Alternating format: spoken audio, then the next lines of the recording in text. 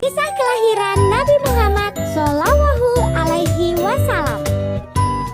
Mekah yang semula hanya ditinggali oleh Hajar dan Nabi Ismail, seiring dengan berjalannya waktu, berubah menjadi sebuah negeri yang besar.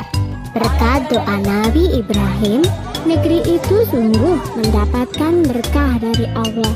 Masyarakatnya hidup dalam kecukupan dan sejahtera. Beribu-ribu tahun kemudian, Mekah berubah menjadi negeri yang sangat kejam.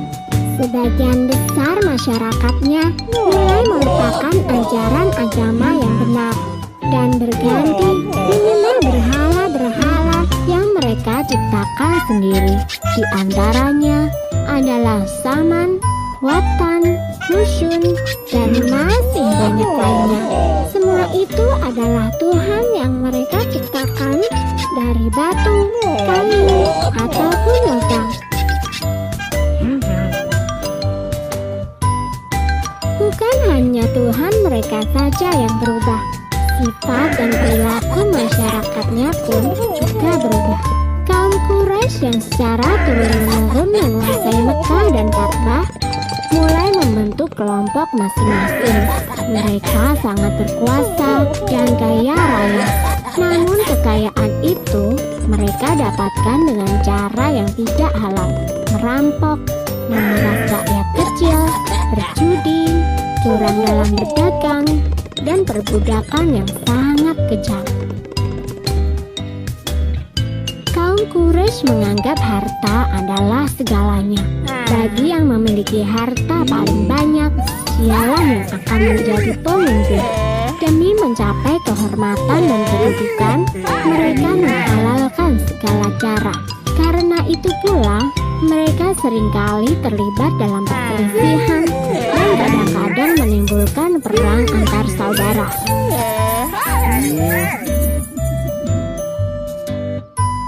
Zaman di mana kaum Quraisy hidup dengan cara yang kejam disebut zaman jahiliyah.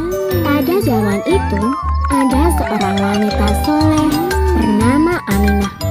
Suaminya bernama Abdullah.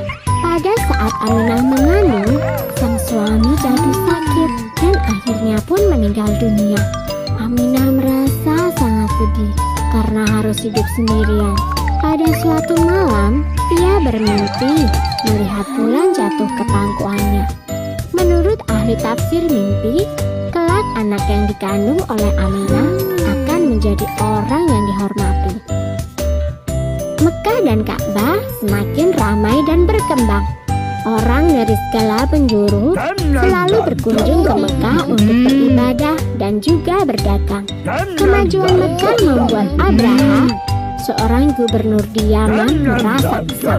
Ia telah membuat rumah ibadah yang jauh lebih besar dan lebih megah daripada Ka'bah. Namun, tidak ada satupun orang yang mau beribadah ke Yaman. Abraha lalu memerintahkan agar semua pasukannya bersiap-siap. Mereka akan menyerang Mekah dan menghancurkan Ka'bah.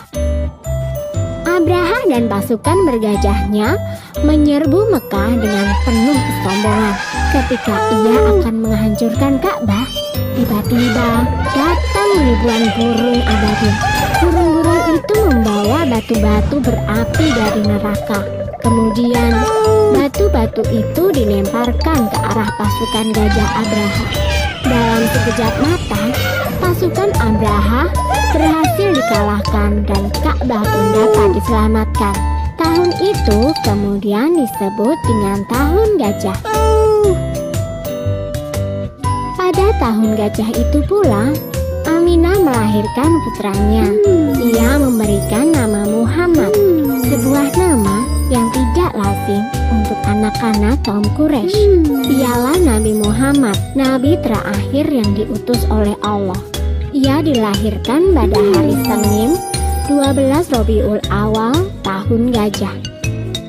Selesai.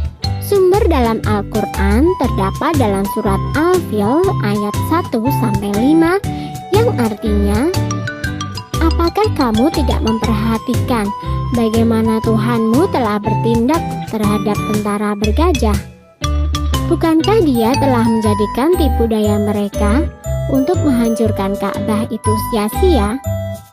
Dan dia mengirimkan kepada mereka burung yang berbondong-bondong, yang melempari mereka dengan batu berasal dari tanah yang terbakar. Lalu dia menjadikan mereka seperti daun-daun yang dimakan ulat.